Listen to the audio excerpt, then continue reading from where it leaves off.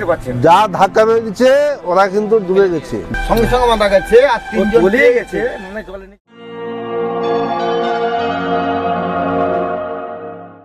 নমস্কার, সবাই কেমন আছেন? পাতিবনিয়া রিভারজন চ্যানেলের আরেকটি নতুন ব্লগে আপনাদের সকলকে স্বাগত জানাই। এখন আমি রয়েছি 10 মাইল বাজারে, আর এখানে একটা যে গভীর সমুদ্রে যে মাছ ধরার, সেই মাছ ধরার ট্রলারগুলোর একটা পোর্ট বা বন্দর রয়েছে।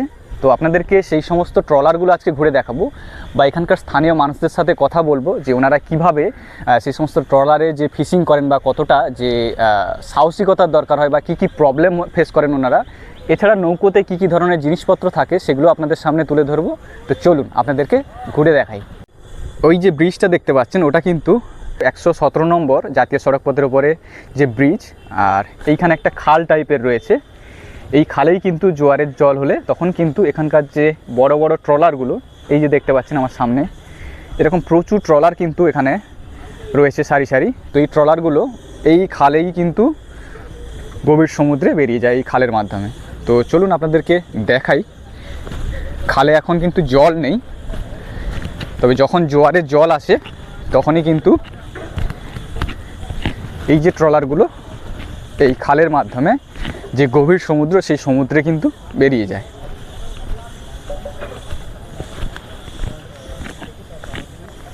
খালের দু সাইডে কিন্তু আপনারা যত দূর যাবেন এদিকটায় এরকম কিন্তু প্রচুর ট্রলার দেখতে পাবেন। আর এই যে প্রত্যেকটা ট্রলার দেখুন কত বড় সাইজের কিন্তু এই ট্রলারগুলো। এই যে ট্রলারটার নাম, এটার নাম লেখা আছে কৃষ্ণপ্রিয়া। প্রত্যেকটা ট্রলারের কিন্তু আলাদা আলাদা এরকম নাম রয়েছে। আর ট্রলারগুলোর সাইজ দেখুন। এদিকে সূর্য অস্ত যায়, আর এদিকে কিন্তু রয়েছে বেশ কিছু ফিশারি, আর তার মাঝ বরাবর এরকম রয়েছে একটা ইটের রাস্তা। রাস্তাটা যতদূর সম্ভব নতুন হয়েছে। এই দেখুন আরও সাইড বাই সাইড এরকম প্রচুর ট্রলার রয়েছে। এই যে এটার নাম আছে হরিপ্রিয়া, আর ওদিকে ওই ট্রলারে কিন্তু লোকজন রয়েছে। চলুন একটু দেখে আসছি।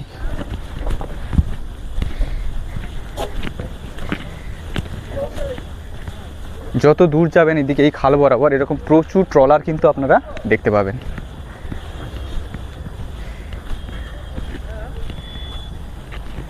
এই একটা ট্রলার রয়েছে, আর ওদিকে দেখুন ওগুলো যত সম্ভব হয়তো রিপেয়ারিং হবে এই ট্রলারগুলো।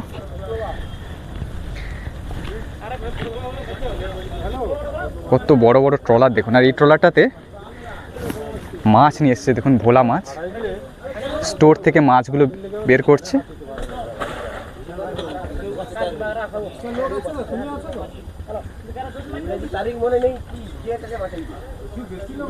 এরকম এক একটা ট্রলার কিন্তু গভীর সমুদ্রে মাছ ধরতে গিয়ে প্রায় 10-12 দিন করে সময় কাটায়, আর তারপরেই কিন্তু মাছ নিয়ে ফেরে।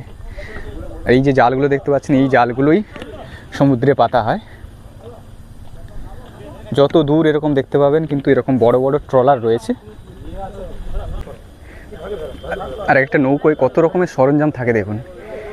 বিভিন্ন রকমের যে জালের বল বা মাছের এই যে ক্যারেট, এই ক্যারেটগুলো থাকে, তার সাথে ড্রাম থাকে, সমস্ত রকম জিনিসপত্র থাকে। যেহেতু একসাথে 10-12 দিন করে ওনাদেরকে থাকতে হয় গভীর সমুদ্রে, তাই সমস্ত রকম সাজ সরঞ্জাম নিয়েই কিন্তু ওনাদেরকে বেরোতে হয়। খাওয়ার দাওয়ারেরও বন্দোবস্ত, চাল বা পানীয় জল, সে সমস্ত কিছু স্টোর করেই কিন্তু ওনাদেরকে গভীর সমুদ্রে যেতে হয়।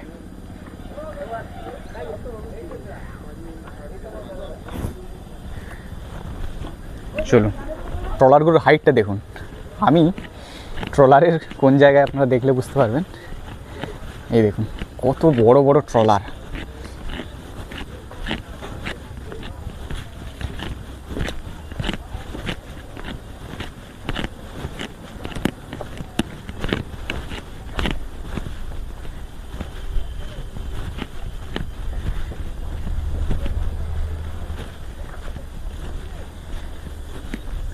এই যে ট্রলারটার নাম, এটার নাম হচ্ছে সিদ্ধেশ্বরী। এটা হচ্ছে ট্রলারের যে মাথার দিক, চণ্ডী।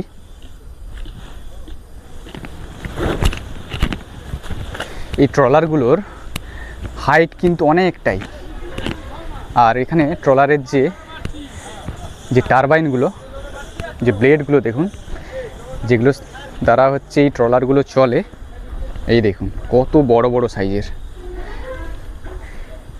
এই ব্লেডগুলো দেখুন কত বড়, আর এটার সাহায্যে ট্রলারটাকে বাঁ দিক ডান দিকে মুভ করানো যায়।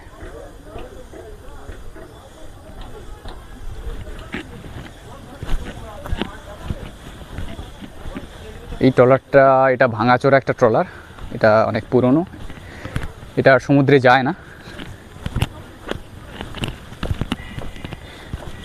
সূর্যাস্তটা দেখুন কি সুন্দর লাগছে, আস্তে আস্তে কুয়াশা পড়ছে আর সন্ধে হয়ে আসছে।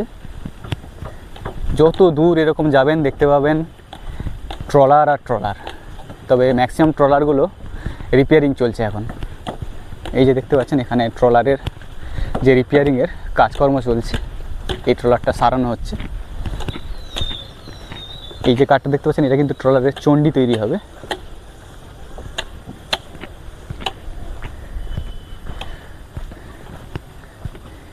কি দারুণ লাগছে দেখুন ভিউটা। বিন্দুবাসিনী ট্রলার, এদিকে রয়েছে করুণাময়ী, সারি সারি ট্রলার খালটার দুপাশে দাঁড়িয়ে আছে। আর এই খালটা এটা হচ্ছে 10 মাইল, স্থান হচ্ছে 10 মাইল।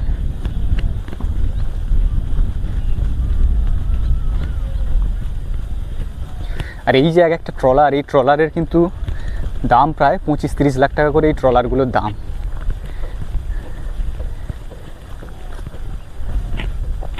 সূর্যাস্তটা বেশ দারুণ লাগছে।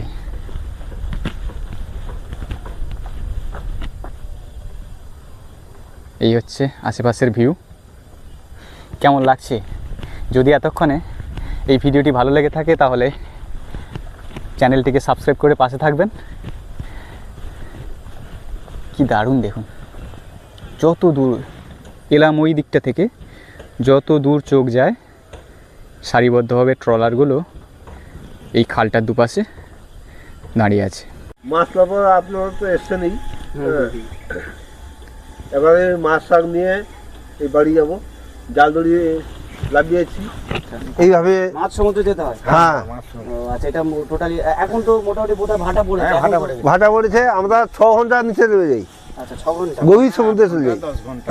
আচ্ছা মানে হারবার থেকে হ্যাঁ হ্যাঁ, হারবার সব থেকে কিছু 6 আমরা সঙ্গে ঘন্টা নিয়ে 8 যাই, তাই ঘন্টা তো? 10 ঘন্টা হ্যাঁ। খাবার টাবার সব কিছু সব কিছু নিয়ে সব কিছু নিয়ে চলে যাই আমরা। মোটামুটি খাওয়ার দাওয়ার বরফ যা কিছু সব স্টোর হ্যাঁ। করে একেবারে 6-7 ঘন্টা নিচে নেমে যাও, তাই তো? হ্যাঁ 6-7 ঘন্টা নিচে। যে কতদিন থাকো তবু? আমরা 10 দিন 12 দিন 10 দিন 12 দিন। আচ্ছা, আর কদিন আগেই একটা ট্রলারের ওই যেটা বাংলাদেশি ওই যে হ্যাঁ। ঘটনাটা শুনলাম, বাজে একটা জিনিস।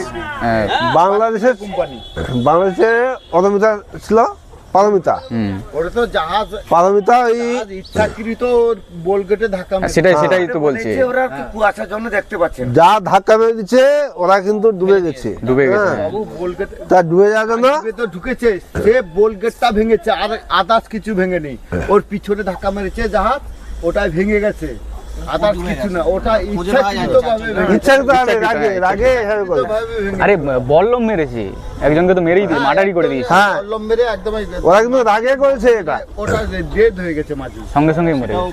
হ্যাঁ, বডি পাওয়া গেছে। আর হ্যাঁ। 4 জন না বলতে পাওয়া যায়নি। ও না, ওর বডিটা পাওয়া যায়নি, কিন্তু যারা ছিল তারা বলছে বল্লম মেরেছে সঙ্গে সঙ্গে মারা গেছে। সঙ্গে সঙ্গে মারা গেছে, আর 3 জন তলিয়ে গেছে, মানে জলের নিচে তলিয়ে গেছে, পরে মানে হয়ে গেলে ভেসে উঠে। আপনারা তাহলে সাবধানে যাবেন, বেশি মাছ সমুদ্রে যাবেন না। না অবশ্য ওটা তো কি বলে, এটা তো একটা কারবার, মাছের কারবার, সবাইকে এভাবে জীবিকা হ্যাঁ, নির্বাহের জন্য সবাইকে করতে আসতে হয় হবে। আমাদের। ভগবান কৃপা করুক, আমাদের বাঁচিয়ে রাখো। অবশ্যই অবশ্যই, সবাই সুস্থ থাকুক।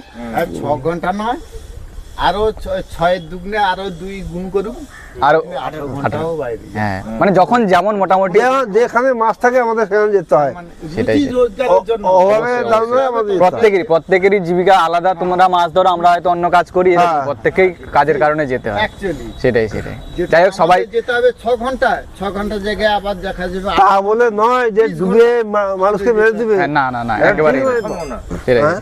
বাংলাদেশে এইটাই এটা খুবই খারাপ হলো। যাই হোক দাদা, ভালো থাকবেন সবাই। তো আপনারা এখানকার যে স্থানীয় কয়েকজন মৎস্যজীবীদের কাছ থেকে শুনলেন কতটা ঝুঁকিপূর্ণ এই কাজ, বা কিভাবে ওনারা গভীর সমুদ্রে মাছ ধরতে যান।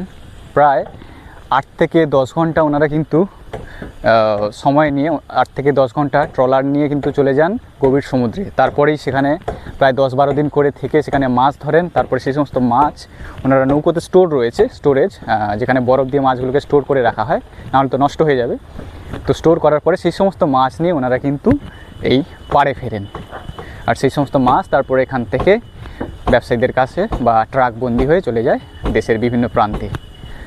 তো বন্ধুরা, এই ছিল আজকের 10 মাইল ট্রলার পোর্টের যে ভিডিও। আর ভিডিওটি কেমন লাগলো আপনারা অবশ্যই কমেন্টে জানাবেন। যদি ভালো লেগে থাকে চ্যানেলটিকে সাবস্ক্রাইব করে পাশে থাকবেন। তো আজকের ভিডিও এই পর্যন্ত, আপনাদের সাথে আবারও দেখা হবে পরবর্তী ব্লগ ভিডিওতে। ততক্ষণের জন্য সবাই সুস্থ থাকুন। শুভরাত্রি।